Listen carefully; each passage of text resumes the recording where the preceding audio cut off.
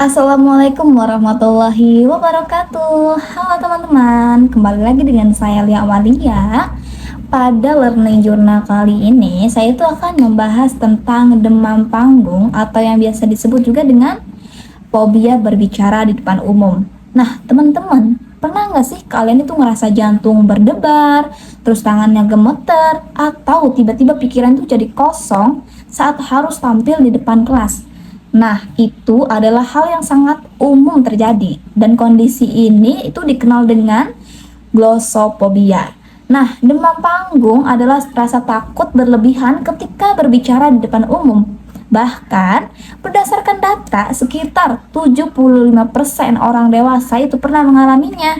Jadi, kalau misalkan kalian ngerasa gugup, itu tuh bukan berarti kalian lemah, tapi itu manusiawi. Nah, sekarang kita bahas ciri-cirinya ya. Secara fisik, biasanya orang yang mengalami demam panggung itu akan merasakan jantung berdebar, terus napas menjadi tidak teratur, berkeringat dingin, tangan gemetar, bahkan suara itu bisa bergetar atau hilang. Selain itu, bisa juga muncul rasa mual, pusing, atau sakit perut.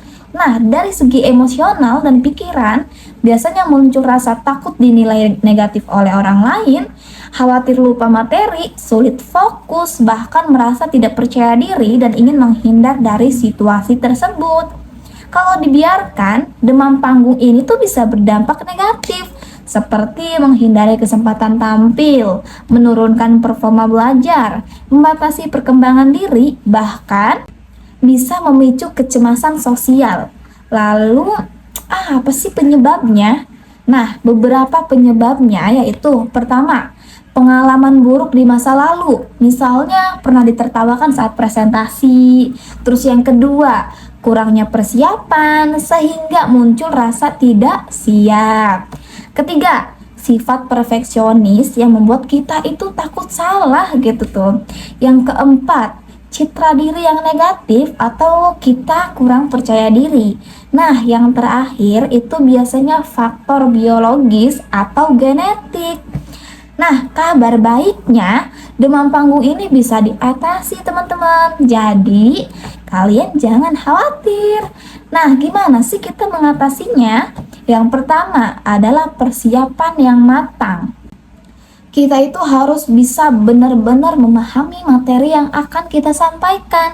Semakin kita menguasai materi, semakin percaya diri kita saat berbicara. Yang kedua, latihan. Cobalah berlatih di depan cermin atau depan teman dan keluarga. Bisa juga dengan merekam diri sendiri, lalu mengevaluasi kekurangan kita gitu. Kira-kira apa sih yang harus perlu ditingkatkan kembali? Apa sih yang harus kita perbaiki? Nah, yang ketiga itu visualisasi. Bayangkan diri kita itu tampil dengan percaya diri dan berhasil menyampaikan materi dengan baik. Ini itu bisa membantu membangun mindset positif.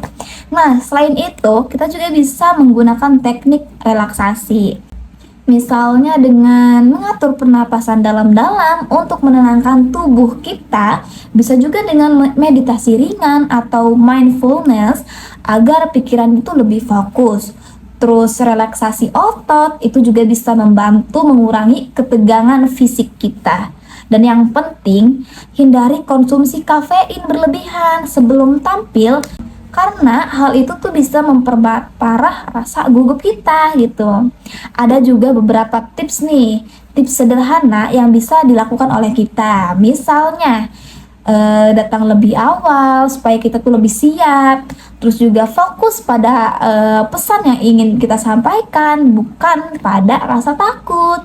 Anggap aja kita itu sedang berbicara dengan satu atau dua orang saja gitu, bukan dengan banyak orang. Kalau sulit menatap mata audiens, kita itu bisa melihat bagian dahi mereka sebagai trik agar tetap terlihat percaya diri gitu.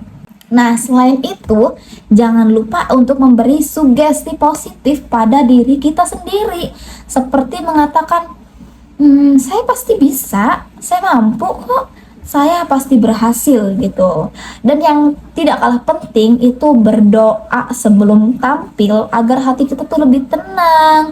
Terus juga supaya kita tuh lancar menyampaikan materinya.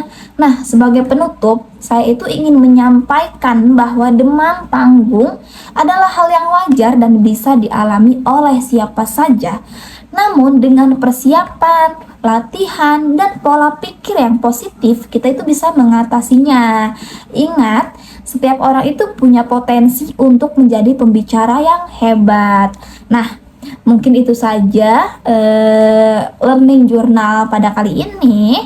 Terima kasih atas perhatiannya. Sekian dari saya. Wassalamualaikum warahmatullahi wabarakatuh. Bye bye.